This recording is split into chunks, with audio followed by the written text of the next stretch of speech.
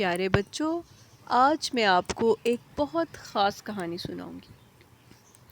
یہ کہانی ایک ایسے بچے کی ہے جس کے ابو اس سے دور رہتے تھے۔ یوں تو سب بچے اپنے امی ابو سے بہت پیار کرتے ہیں۔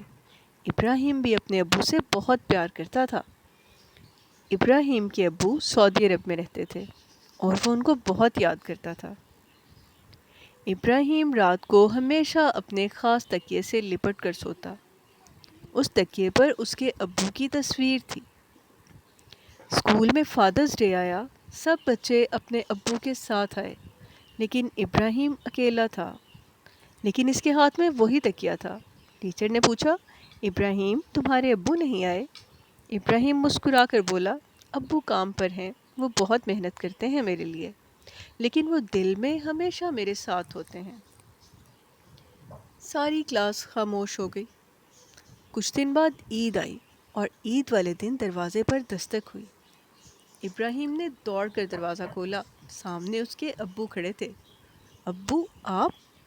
وہ اپنے ابو سے لپٹ گیا اور روتے روتے بس یہی کہتا رہا کہ آپ کو دیکھے اتنے دن ہو گئے تھے، میں آپ کو بہت یاد کرتا تھا۔ 3 ہفتے اس کے ابو پاکستان میں رہے۔ ابراہیم نے ہر لمحہ جیسے برسوں جیا۔ پارک، اسکول، کہانیاں، سونا، سب کچھ اپنے ابو کے ساتھ کرتا تھا۔ پھر ایک دن ابو نے سامان باندھنا شروع کیا۔ ابراہیم کا دل جیسے رک سا گیا۔ ابو آپ پھر جا رہے ہیں؟ ابو نے ابراہیم کو گود میں اٹھایا، آنکھوں میں نمی تھی۔ بیٹا مجھے جانا تو ہے، لیکن تمہارے خوابوں کے لیے وعدہ ہے، جیسے ہی حالات بہتر ہوں گے میں ہمیشہ کے لیے لوٹ آؤں گا، تب پھر ہم ہمیشہ ساتھ ساتھ ہوں گے۔ ابراہیم نے اپنا تکیہ اٹھایا، اپنے ابو کو دیا اور بولا، ابو اب یہ تکیہ آپ رکھیں تاکہ میری خوشبو آپ کے ساتھ رہے جیسے آپ کی خوشبو میرے ساتھ رہتی ہے۔ اس کے ابو ہنس پڑے اور کہنے لگے، تم میرے سب سے بڑے حوصلے ہو ابراہیم۔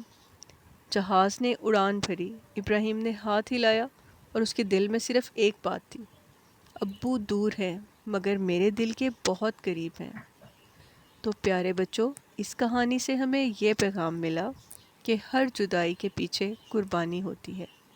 والدین اپنے بچوں سے بہت پیار کرتے ہیں اور بچے بھی یہ سب سمجھتے ہیں اور دعاؤں میں اپنے والدین کو ہمیشہ محفوظ رکھتے ہیں۔